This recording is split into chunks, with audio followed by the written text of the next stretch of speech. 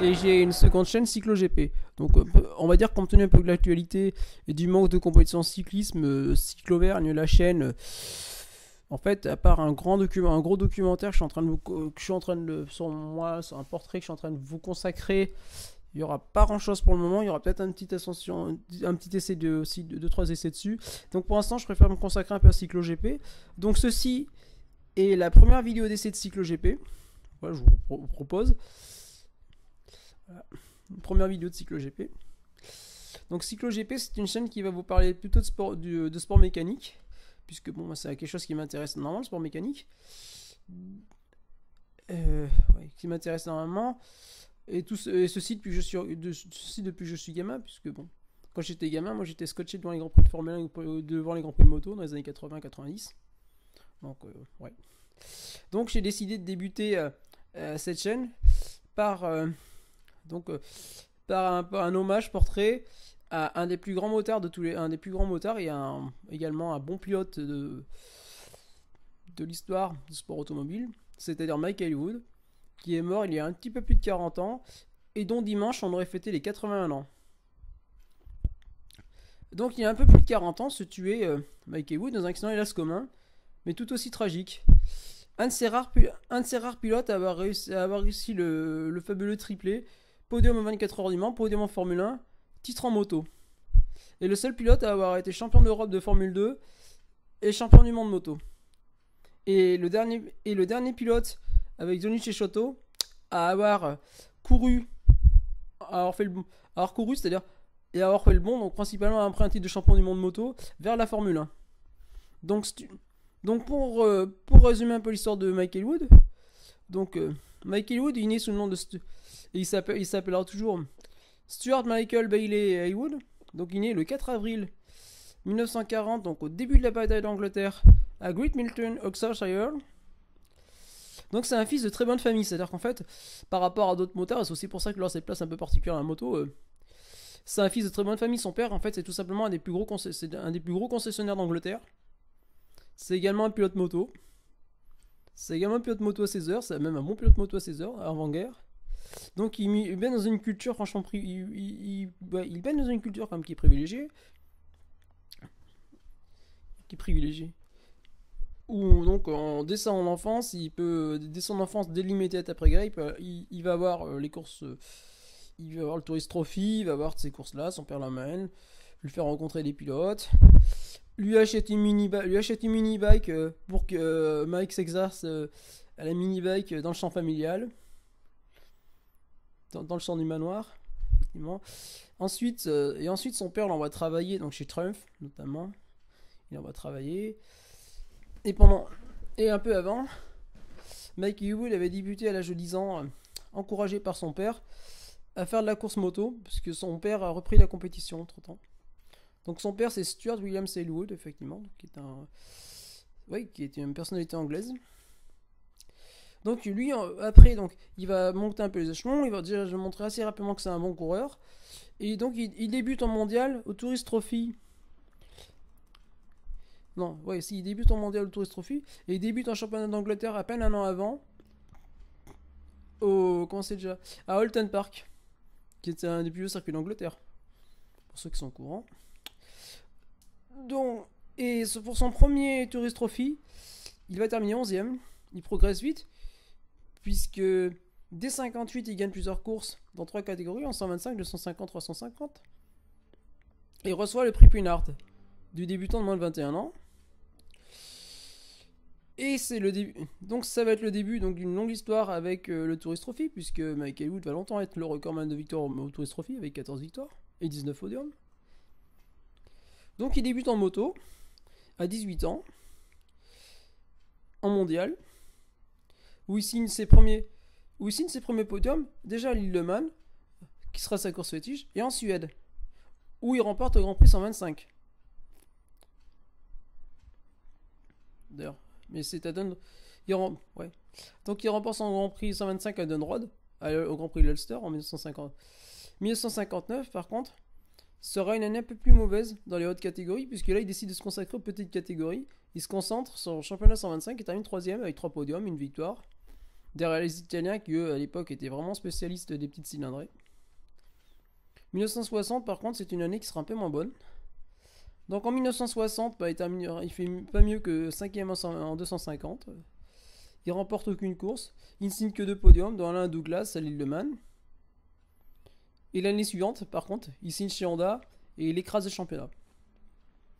Il écrase le championnat. Il remporte toutes les catégories dans lesquelles il court.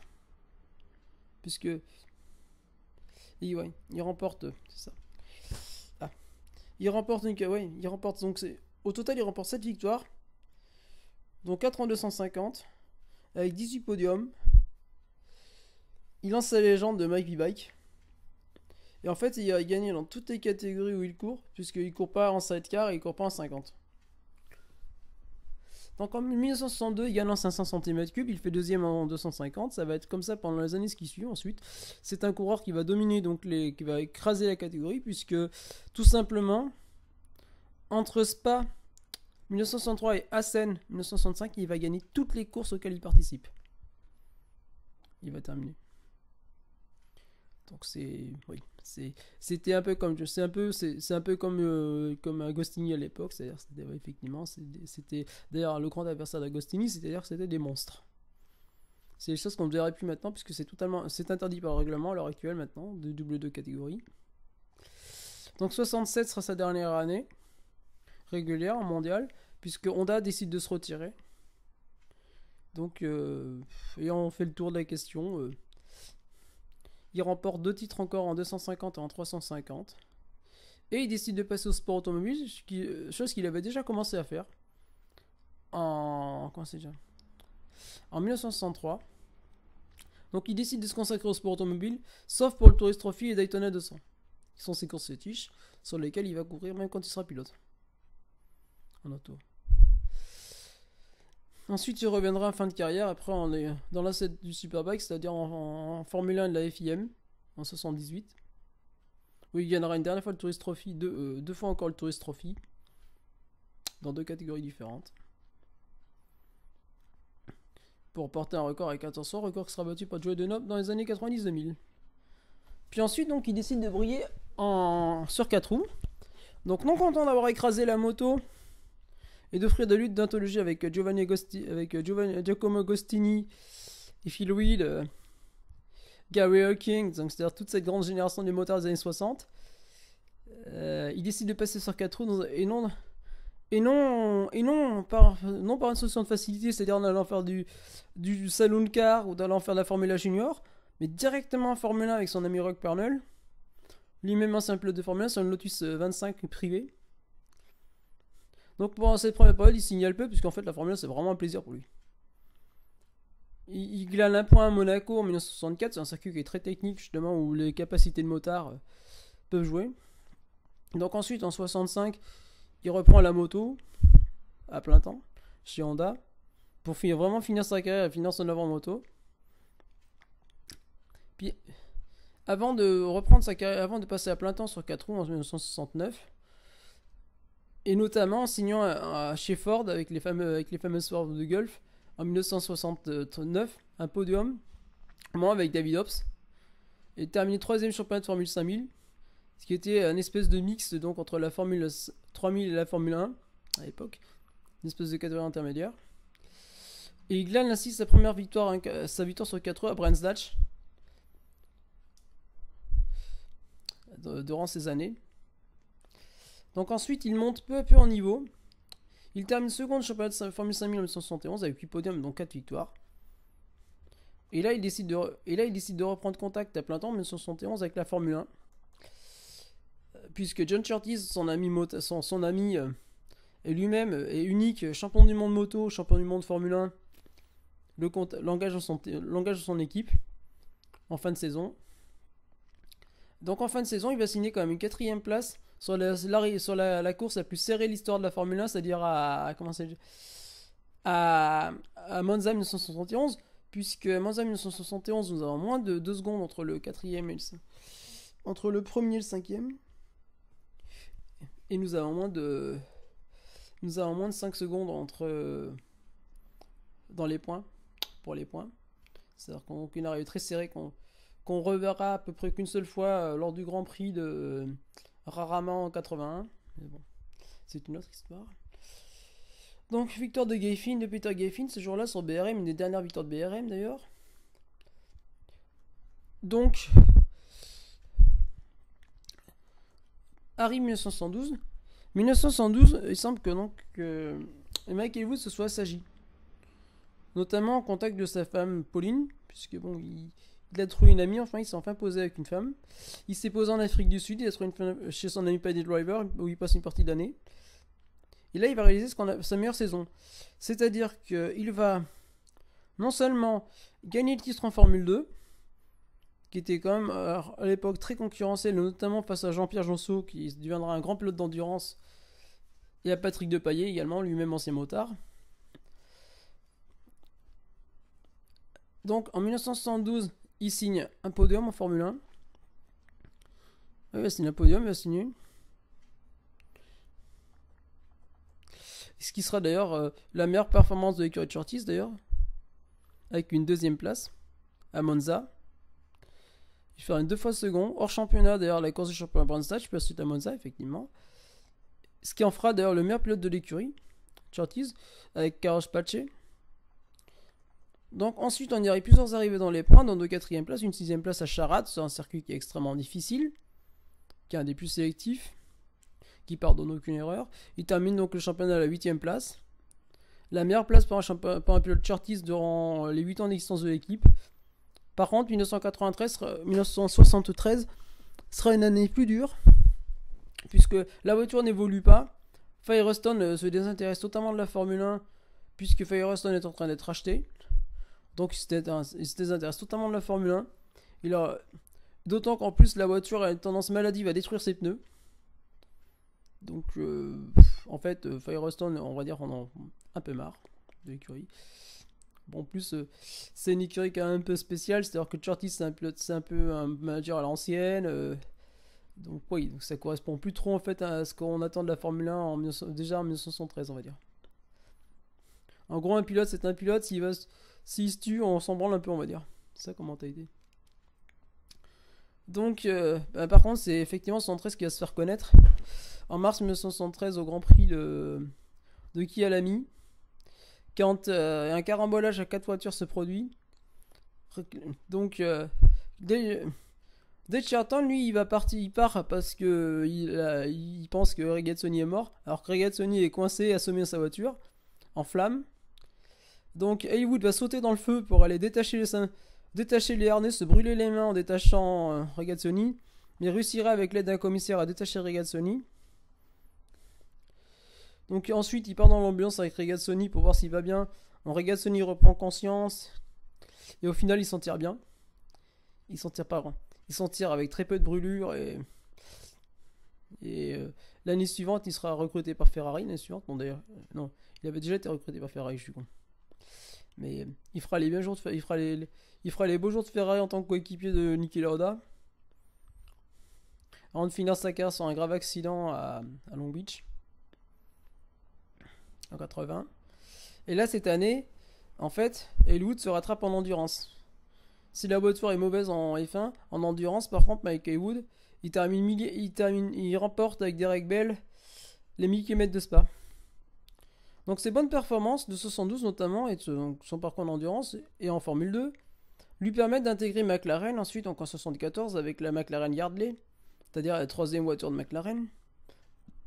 Donc il se distingue plusieurs fois en devançant les titulaires, et il signe un dernier podium à Kyalami, un an après avoir sauvé Regazzoni, avec une 3e place. Avant d'être rattrapé par la réalité, c'est-à-dire que la voiture manque un petit peu de développement en 74. En fait, en 74, le second titre de Fittipaldi, d'Emo Fittipaldi, sera surtout de talent d'Emo Fittipaldi, pas la voiture. Clairement, la voiture, c'était pas le meilleur du plateau, donc et principalement, pour le voir après, donc ensuite dans ce cas-là, ça va Nordschleife, parce que sur Nordschleife, ça clôt la carrière de Michael Wood, puisque Michael Wood est victime d'un grave accident. Il se casse une jambe. Il se brise la jambe droite notamment. Et donc il mettra plus d'1 an à récupérer. Il profite par contre de cette période pour se poser, donc pour se marier avec sa femme pour se marier avec sa femme Pauline, qui est morte l'année dernière d'ailleurs, il y a à peu près un an, pour avoir son deuxième enfant, donc David, pour s'occuper de sa fille Michelle, pour créer également une concession avec son ami René Gould, l'ancien motard. Mais le démon de la vitesse le démange, donc en 78 il revient, il va regagner 2 fois le Tourist Trophy, il va encore faire jusqu'à un nouvel accident, en 119, qui lui fait éclore sa carrière. Et hélas, il profitera très peu de sa retraite, puisque moins de 2 ans plus tard, en fait, il sera victime d'un grave accident. Donc un accident, hélas, tragique et banal. Donc en 1981, en fait, au début de mars, il a été donc aux États-Unis couvrir pour un journal les 200 mètres de Daytona. Donc il revient, il est content de voir ses gosses, donc voir ses 2 enfants. Et donc effectivement, donc le 21 mars 1981, donc il a accompagné ses 2 enfants, donc l'aîné Michel, 9 ans, presque 10 ans, et Michel, 6 ans, pas Michel, David, 6 ans. Donc Michel et David, ils ont demandé alors papa des fish and chips, parce que bon, voilà, parce qu'ils savaient pas quoi manger, donc il passe un coup de téléphone à un de ses amis, donc qui en fait. Donc ils partent chercher ces fish and chips, ils les récupèrent, et c'est sur le chemin du retour, donc sur un accident. Donc, ils arriveront jamais en fait. Avec les poissons bâtonnés. Donc au lieu de cela, en fait, Mike et vous malheureusement sera victime d'un grave accident. En fait, sur une configuration proche de celle qui a tué Coluche ou Norikabe. C'est-à-dire un camion qui fait un demi-tour illégal. Donc, ce qui se passe donc sur la route d'Alcester, donc sur la A35, donc à bord de la Rover SD1 3 litres 5, à 2 km de la maison, un camion donc conduit par Roger Whitmore, chauffeur de 50 ans, décide de faire demi-tour parce qu'en fait il s'est trompé de route. Roger, ils se sont trompés de route, donc il décide de faire demi-tour dans le tunnel. Parce que bon, c'est pas une idée très intelligente on va dire. Donc il fait demi-tour, il a quasiment fini sa manœuvre quand la voiture McEwood arrive. Donc la voiture McEwood arrive, s'encastre sous le camion avec une violence en fait telle qu'en fait le capot n'est pas écrasé par l'accident, par contre le toit est écrasé. Donc ça pour effet ça tue sur le coup la petite Michelle, elle est tuée sur le coup, elle est quasiment elle est écrasée, en plus elle est quasiment décapitée dans l'accident plus pour le coup, donc elle est tuée. Donc elle est vraiment tuée sur le coup. David qui était assis derrière sa sœur, lui en fait par ce fait derrière son père a la chance, donc fait par ce là, il se soit pas écrasé, donc lui il sort quasiment tout seul, il est légèrement blessé, il a quelques contusions et ecchymoses, donc bon, c'est un véritable miraculé. Par contre le père, lui il est écrasé.